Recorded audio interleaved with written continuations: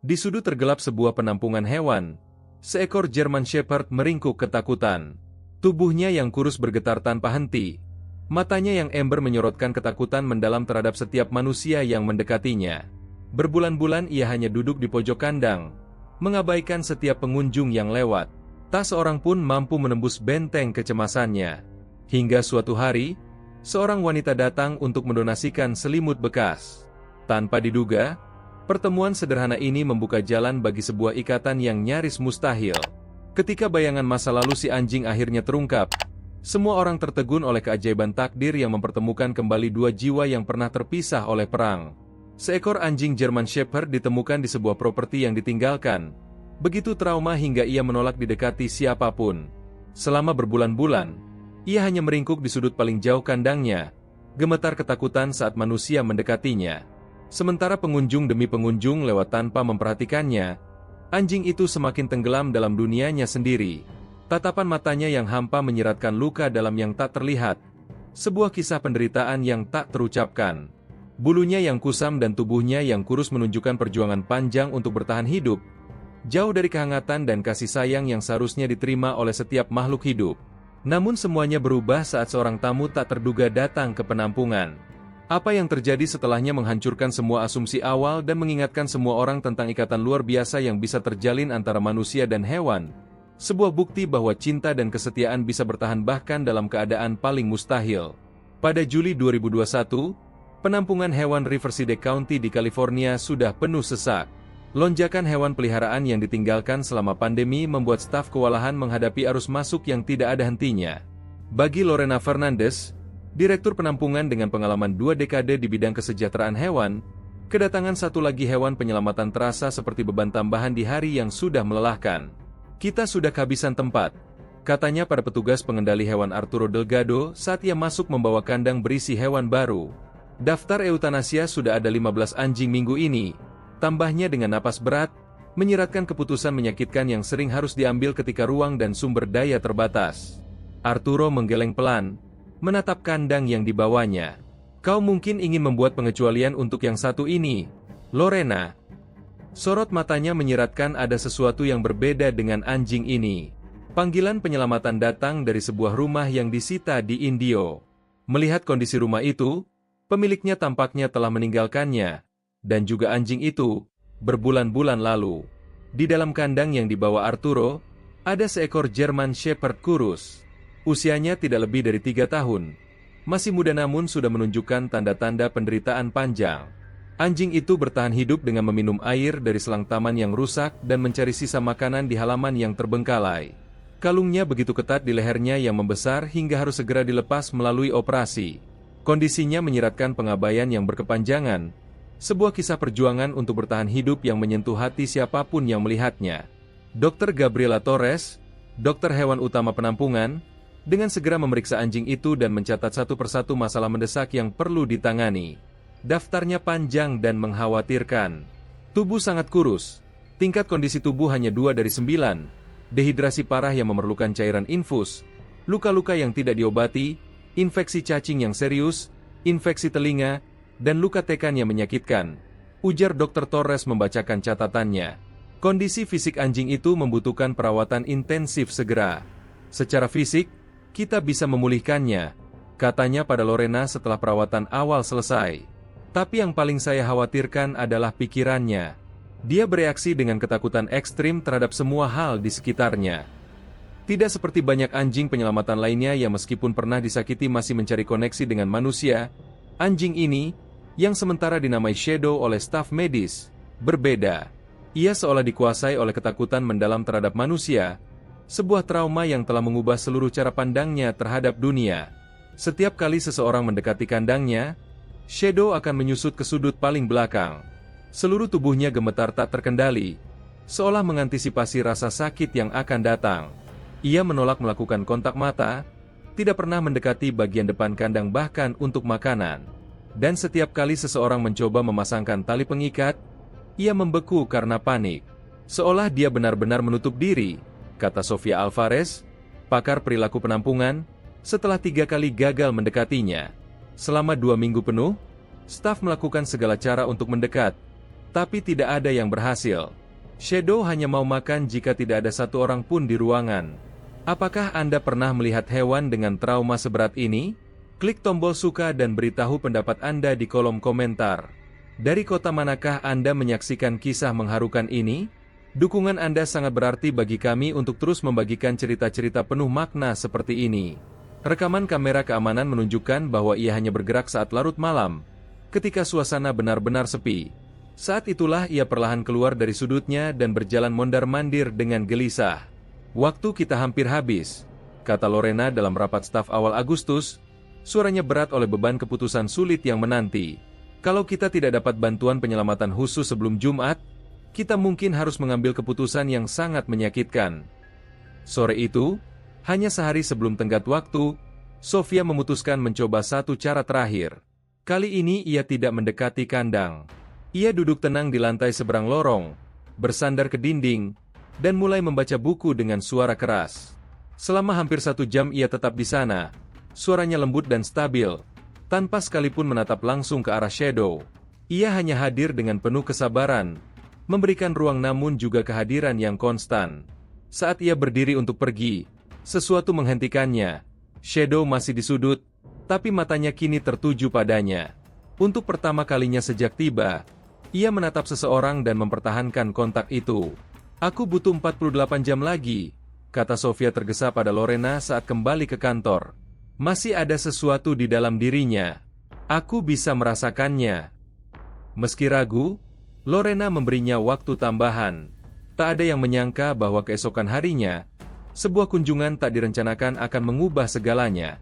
Elena Sandoval awalnya tidak berniat mampir ke penampungan pada Jumat pagi itu. Di usia 34, ia sibuk bekerja sebagai terapis fisik di Eisenhower Medical Center. Dan setelah bercerai baru-baru ini, ia sedang fokus pada proses penyembuhan dan memulai hidup baru di rumah kontrakan kecil di Palm Desert. Mengadopsi anjing bahkan tidak terpikirkan oleh Elena saat itu. "Saya cuma mau mengantar handuk dan selimut bekas," katanya pada relawan di meja depan. "Dulu ibu saya pernah bantu di sini beberapa tahun lalu." Diego Ramirez, pengawas akhir pekan yang kebetulan mendengar, segera menyambut Elena. "Terima kasih banyak atas donasinya. Mau lihat-lihat sebentar? Kami sudah banyak melakukan perbaikan sejak masa ibu Anda dulu." Elena berhenti sejenak, lalu mengangguk pelan. "Saya punya sedikit waktu." Mereka memulai tur singkat, melewati area adopsi yang telah diperbarui, di mana anak-anak anjing ceria dan anjing dewasa yang ramah bergegas ke depan kandang mereka. Ekor bergoyang dan penuh semangat ingin diperhatikan. Elena tersenyum hangat, berbicara lembut pada masing-masing anjing saat mereka lewat. Tapi tak satu pun dari mereka yang menimbulkan perasaan lebih dalam, sebuah koneksi yang seringkali sulit dijelaskan namun terasa nyata saat terjadi. "Ini sebagian besar anjing yang siap diadopsi," jelas Diego saat mereka mendekati ujung lorong. "Bagian setelah ini khusus untuk kasus medis dan anjing-anjing yang masih butuh pendampingan perilaku sebelum siap pulang ke rumah." "Boleh kita lihat juga?" tanya Elena. "Ibu saya dulu selalu punya kelembutan untuk yang jalannya lebih berat." Meski kata-kata itu sederhana, ada ketulusan dalam suaranya yang menyentuh sesuatu dalam diri Diego. Diego ragu sejenak, tapi kemudian mengangguk. "Baik, tapi pastikan tetap jaga jarak dari pintu kandang.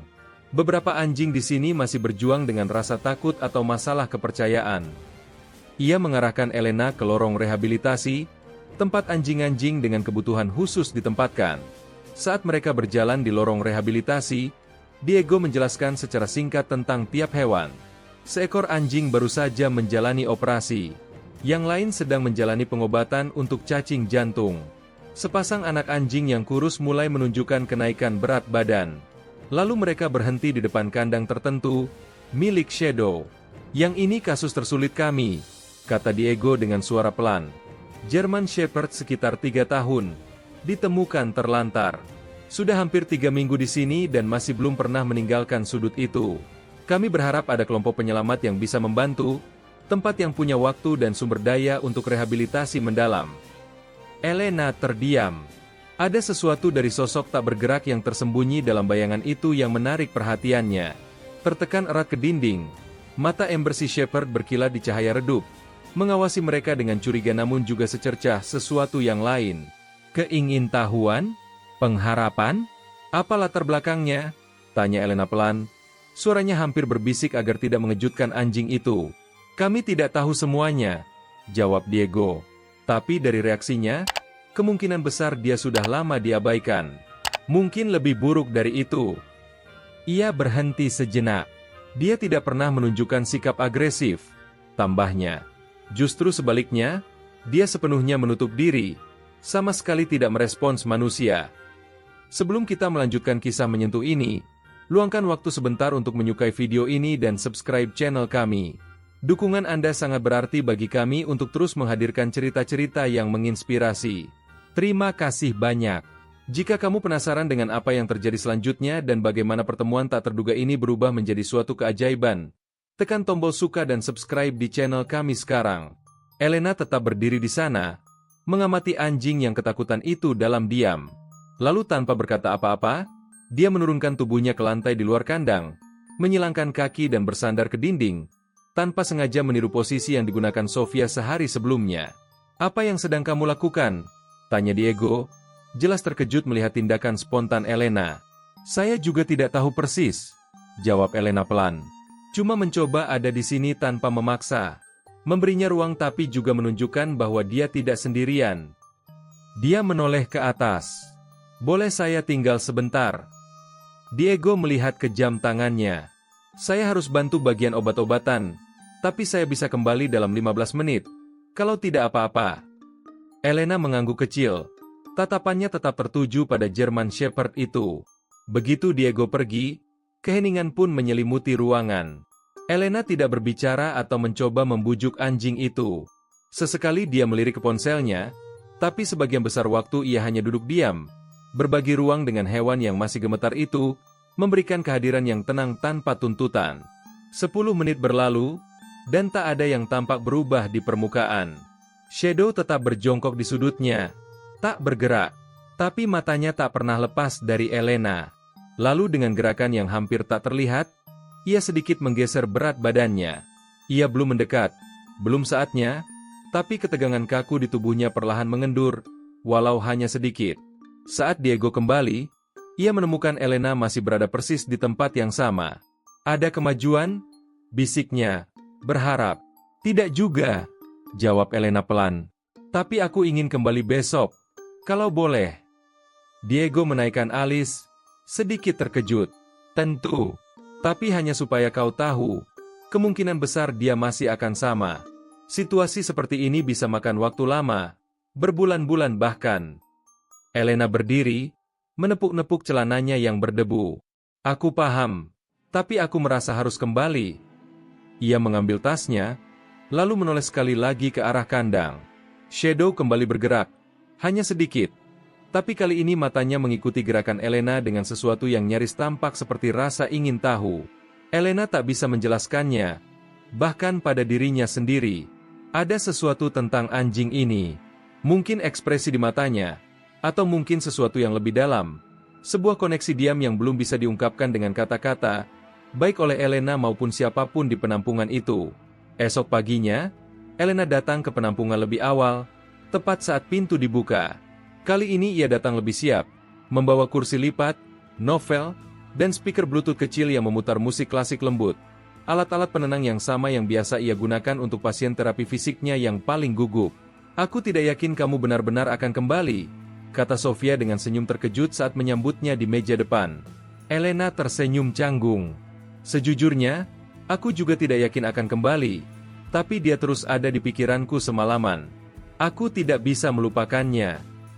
Diego sudah memberitahu tim tentang koneksi tak terduga antara Elena dan Shadow.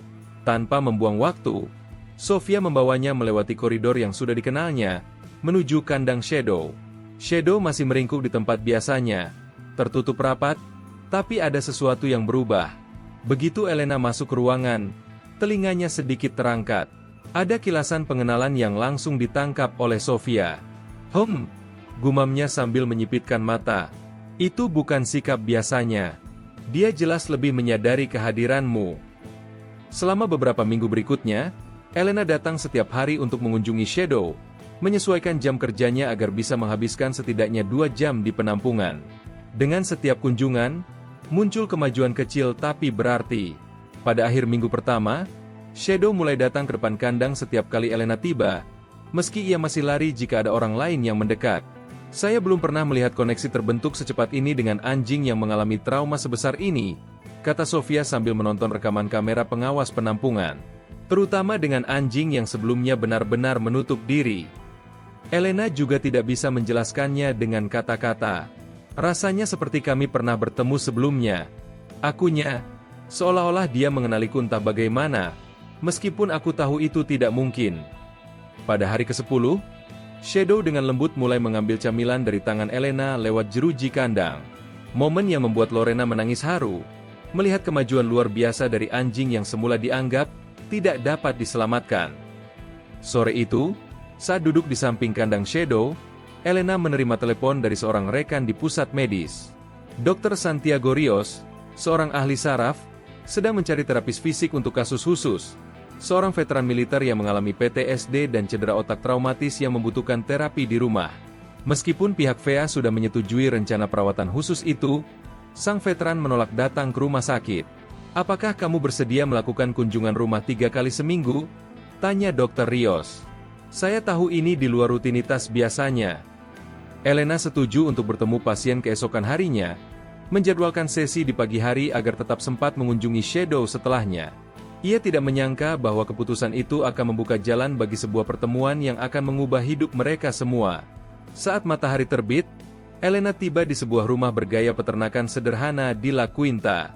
Seorang pekerja sosial dari Veteran Affairs sudah menunggu di tepi jalan. Saya hanya ingin memberi sedikit informasi sebelumnya, katanya dengan lembut. Kapten Mendoza sudah melalui banyak hal. Ia terkena ledakan IT di Afghanistan 3 tahun lalu. Secara fisik, pemulihannya luar biasa, lanjutnya. Tapi cedera otak dan PTSD-nya berdampak besar. Ia menutup diri dari hampir semua orang. Elena mengangguk paham. Pengalamannya di Rumah Sakit VA San Diego membuat kasus seperti ini terasa sangat akrab. Pekerja sosial itu mengantarnya masuk, di mana seorang pria berusia pertengahan 30-an duduk di kursi roda di dekat jendela. Meskipun tubuhnya tampak kuat dan sehat, ia tegang dan ekspresinya hampir tak terlihat. Sesi dengan Kapten Mendoza berlangsung dengan baik, menunjukkan kemajuan yang jarang terlihat dalam kasus serupa. Sepulang dari sesi, Elena kembali mengunjungi Shadow di penampungan. Kali ini, reaksi Shadow terhadap Elena terasa berbeda. Dari balik jeruji besi, ia terus mengendus pakaian Elena dengan intensitas yang tidak biasa, terutama di sekitar sepatu dan ujung celananya.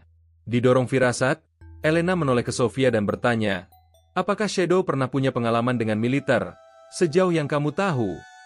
Sofia tampak terkejut. Kami sama sekali tidak tahu detail masa lalunya.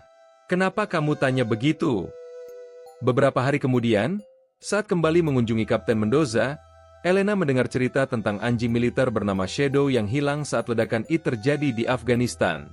Deskripsi anjing itu, termasuk bekas luka di bahu kanannya, cocok dengan Shadow di penampungan. Ketika akhirnya Mendoza dibawa ke penampungan, sebuah momen ajaib terjadi. Shadow, anjing yang selama ini menolak mendekati siapapun, yang berminggu-minggu hanya meringkuk di sudut menghindari dunia, tiba-tiba berlari menyeberangi ruangan mendengar perintah dari Mendoza. Perubahannya begitu cepat dan total. Seluruh sikapnya berubah dari ketakutan menjadi sukacita saat ia mencapai Mendoza. Momen reunifikasi itu menandai awal dari perjalanan penyembuhan bersama. Shadow kembali bersama Mendoza, dan Elena terus mendampingi keduanya sebagai terapis. Seiring waktu, ikatan di antara mereka bertiga semakin dalam. Shadow membantu pemulihan Mendoza, sementara kehadiran Elena membawa dimensi baru dalam hidup mereka.